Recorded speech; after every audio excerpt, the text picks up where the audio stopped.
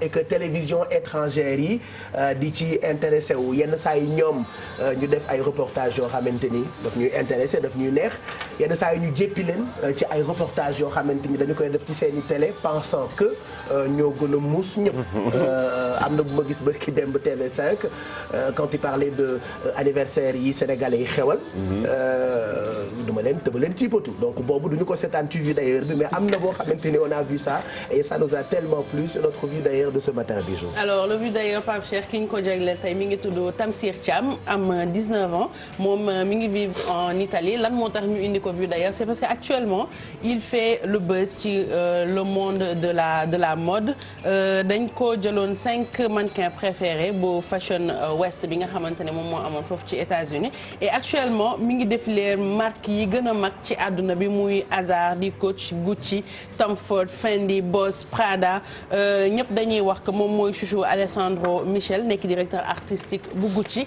donc défilé yu nekk lay def ci àdduna bi bi ma ko laajee ma ni ko genre lan moo tax nga ñëw jékki-jékki nekk modèle nee na par hasard la benn xaritam la doon basketandool kooku ne ko est-ce que xam nga ñun ñi mun nañ nekk mannequin parce que am nañ taille bi et que y a des mannequins parce que ñaaw na aywa ñaawul Tamsir rafet boo ñaawee rek tubaab bi Tamsir il est beau da ngay décider il est beau donc finalement mu dem def xam naa ma nekkoon seen dëkk yi mannequin bu mag laay nekk ngeen may seen du ngeen ma xam su ma ñëwee vacances Sénégal du ma leen nuyu. mat ngeen. du ma jaar seen télé yi di ñu may invité seen télé yi xëy saw yi. cam. donc boo leen ma woowee damay bañ. day lan. waa TFM buñ ma woowee nii. waaw non man du ma wax ci télé Sénégal day xëy saw. day xëy saw. lu tax ma réew lu tax ma réew.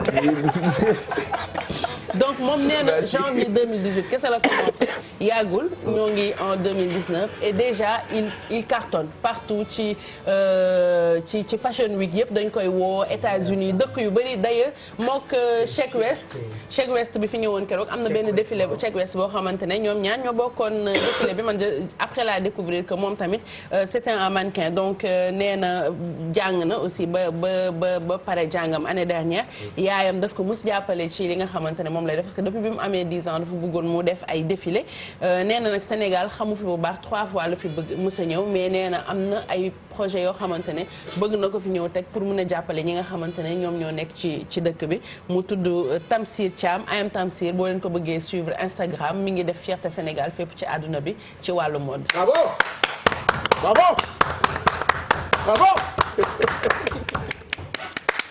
bravo. la table waay dañ koo leb bravo bravo M Tamsir la tudd ah bravo Instagram bravo et puis en italien bravo Yeah, you know. Merci pour cette découverte. Pour ñu ko xamuloon allez découvrir son talent sur les réseaux sociaux Instagram ak yeneen comptes yi nga xamante ne am na ko. Il y a tellement de Sénégalais quand même qui font yu def suñu fierté. Je pense à on a une sœur mooy ku ñuul kii rek nu mu tuddati waaye Khoudia. Khoudia aussi fierté la am ñu laajal noonu moom tamit elle est mannequin. Je l'adore. Ouais, et puis on est fiers. parfois dañ koy gis day def cosaanu Sénégal def T'as vu, j'adore c'est ça. bien ça. Mélanine Goddess je pense de tuddee boppam ci réseaux sociaux yi mais franchement moom elle cartonne et puis temps est passé mi ngi doon def publicité pour Rihanna donc ñun ça nous fait plaisir. Bravo. Bravo. ba den man dama seetlu ne africain yi lépp lu ñu dugg di ko def dañuy dem to the epic. Bravo. Bravo. Oh. Bravo. Bravo li nga wax c'est important. Non parce que dañuy dem du ñu nekk si fu ndaw yi comme li ñu naan como duñ def yëfu como. mais lu mag lañuy def. si kaw. Bravo. Bravo. ñun dinañu dof xam nga ñun dañu ñu nàkkal ñun. On va finir dans quelques minutes. ñu ngi xaar seen ay messages. man la de. Tu as compris? Voilà, bravo.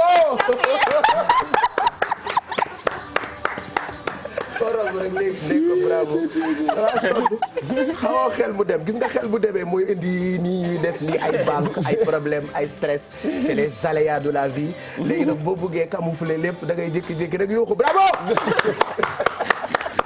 ñu ne ko jàppal. ñu foog ni yaa ngi ci jàpp fekk yow hôpital boo deewee ngay wër fi mu nekk di merci en tout cas pour cette présentation pour Tamsir 10h42 bravo bisous bravo.